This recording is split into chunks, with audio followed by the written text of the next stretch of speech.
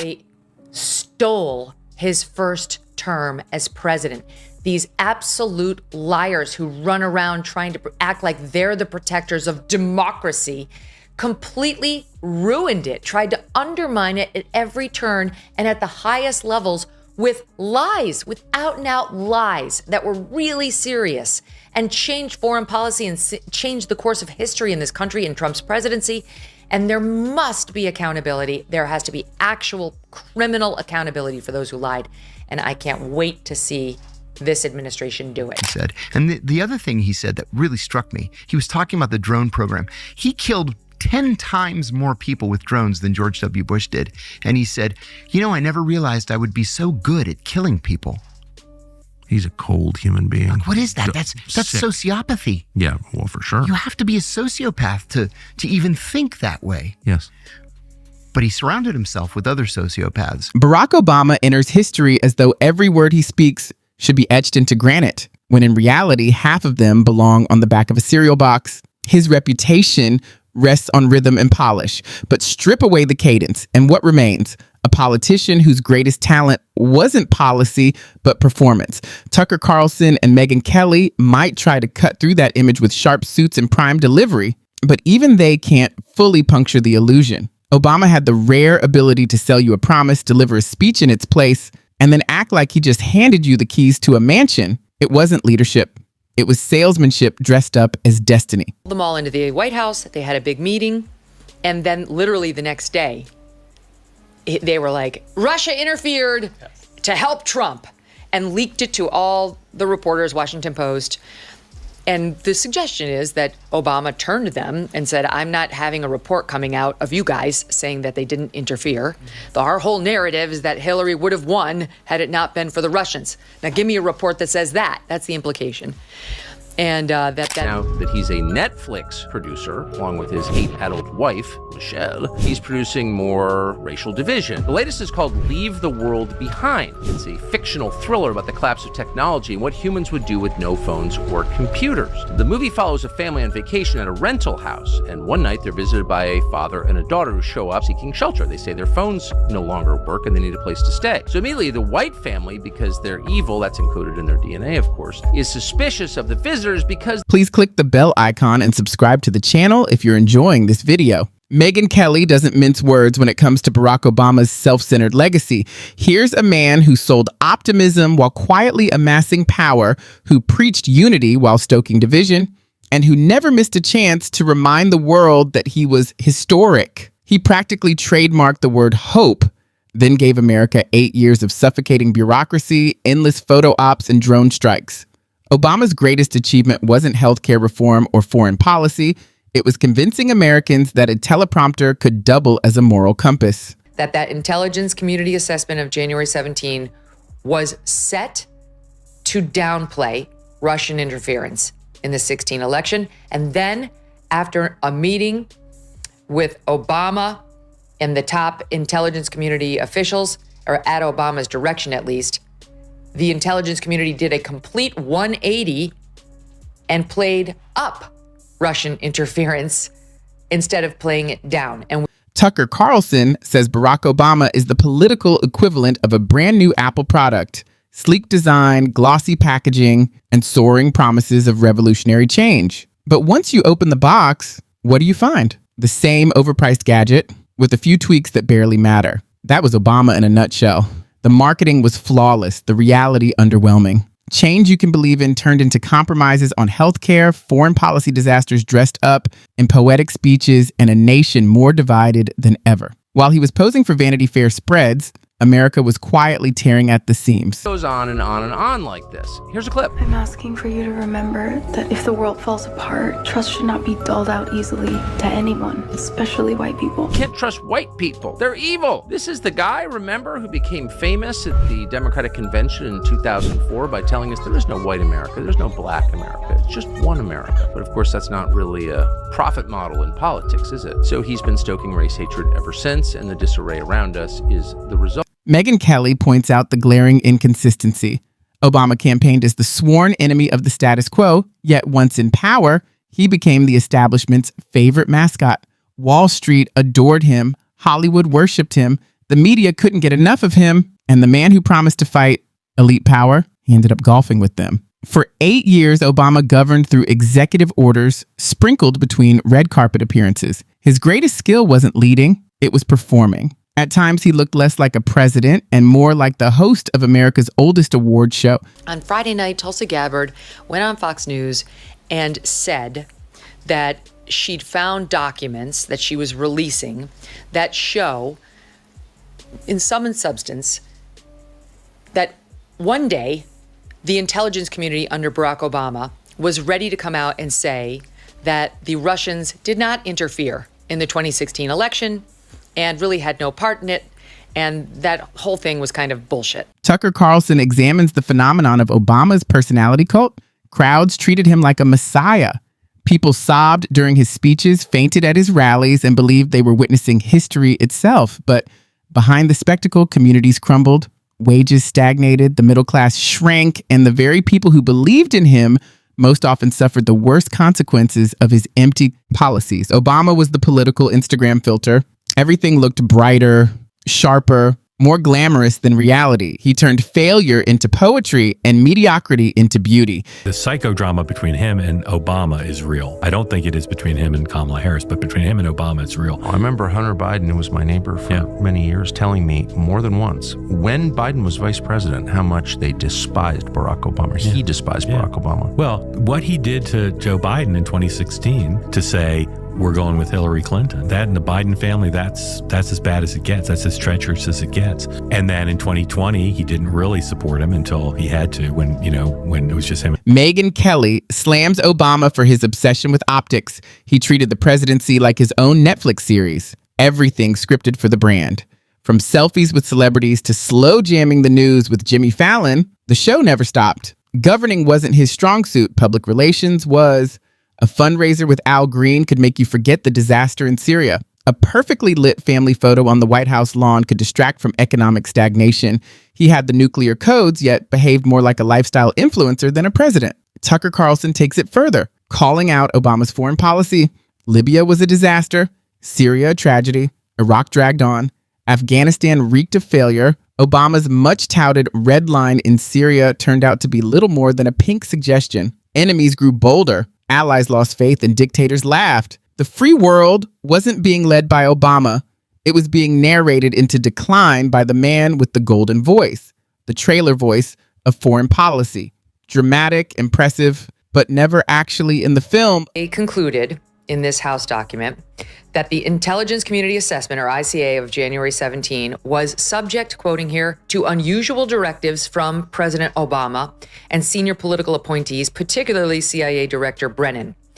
Unlike, still quoting, routine intelligence community analysis, this ICA was a high-profile product ordered by the president, directed by senior IC agency heads, and created by just 5 CIA analysts using one principal drafter.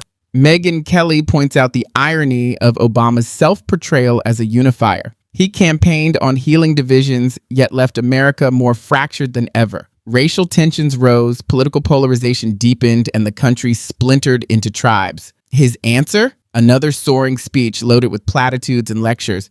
For an hour, people might feel inspired, but when they stepped outside, reality hadn't changed. Tucker Carlson calls him the king of superficial reform, the man who promised transparency, presided over an administration that spied on journalists. He vowed accountability, but Benghazi and the IRS scandal told a different story. He pledged healthcare for all, yet millions came to see the Affordable Care Act as an expensive burden. Obama's presidency, Tucker says, was like buying a used car from a slick salesman. It shines on the lot, but the check engine light blinks the moment you drive away. Meanwhile, Megyn skewers the media's infatuation with him.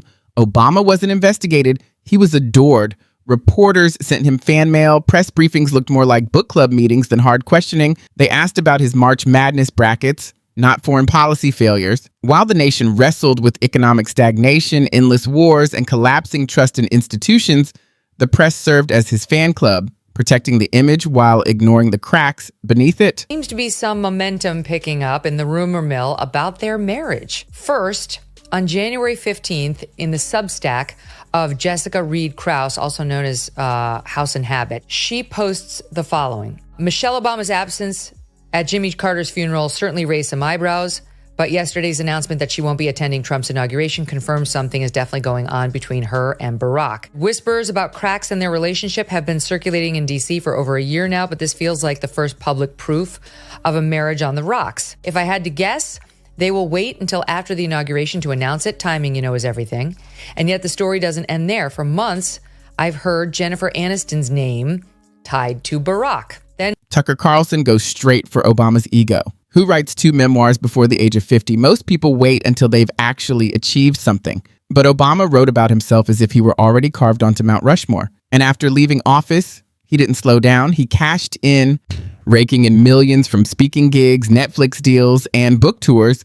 Obama wasn't just a president, he was a franchise. Megyn Kelly adds that his biggest fans still measure greatness by his rhetoric, not his results. Yes, he could deliver a soaring line about America's promise, but when the applause faded, so did the reality. Industries collapsed, healthcare costs soared, and working families struggled. His followers remember the goosebumps and not the stagnation that followed. It's like being dazzled by the stage lights at a concert while ignoring that the band was playing off key. Cy Hirsch piece. Here's the cliff notes. Obama colludes with Nancy Pelosi and Hakeem Jeffries and Schumer. Sunday morning calls Biden and says, you're done. Kamala's gonna 25th Amendment you, and you gotta step aside. And who places the call? Obama. Obama does. So Obama calls the sitting president and tells him, you're done. Then tells Kamala Harris, you're gonna be the nominee, but if you don't gain traction, if you're not popular, we're gonna take you out too. I mean, it's all shocking. It sounds true. Tucker Carlson doesn't spare Obama's legacy.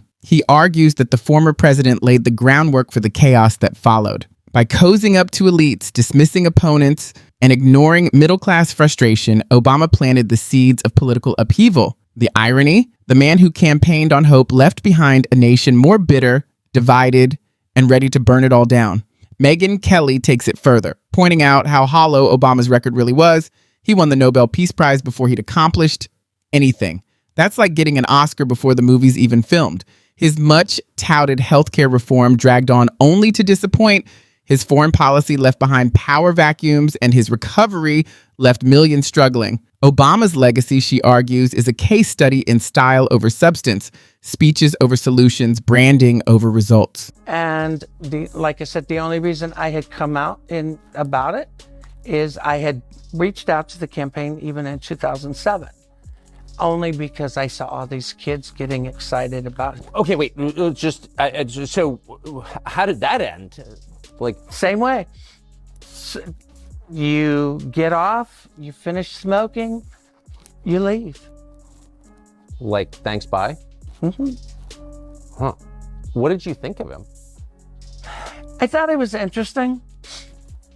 Tucker Carlson doesn't hold back. He argues that Obama's greatest skill was convincing Americans that style and effectiveness were the same thing. He played the role of the cool professor, but when the test came, the nation failed. While government institutions faltered, Obama projected an image of progress that masked stagnation. Megyn Kelly delivers the final blow. Obama's story was always more about image than achievement.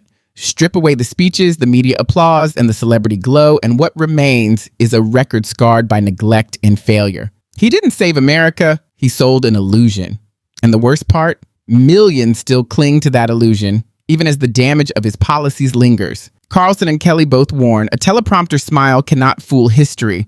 Obama was the king of empty words, the master of appearances, and the salesman of false hope. Greatness is not his legacy. When the mirage fades, only the harsh light of truth remains. Now, of course, it wasn't what they presented it as. It wasn't like a grassroots campaign. He was approved of by the powers that be. He didn't just happen to, as a junior senator, get like a primetime speaking slot in 2004 where he gave that speech. He wasn't even a senator yet. Was he a state senator still at the time? That's when I first met Barack Obama. Yeah. Walking down the street, smoking a cigarette in Boston on my way to dinner at the Palm. I'll never forget it. And I met him and Jesse Jackson Jr. They pulled over to say hi to me. Really? I'd never heard his name, and I covered politics for a living. Right. And he gave the keynote at the end of that week. That was Sunday night. He spoke on Thursday. And yeah, he was not. Barack's carefully crafted persona collapses under the weight of his own contradictions, and that's where the roast cuts deepest. Megyn Kelly highlights the irony.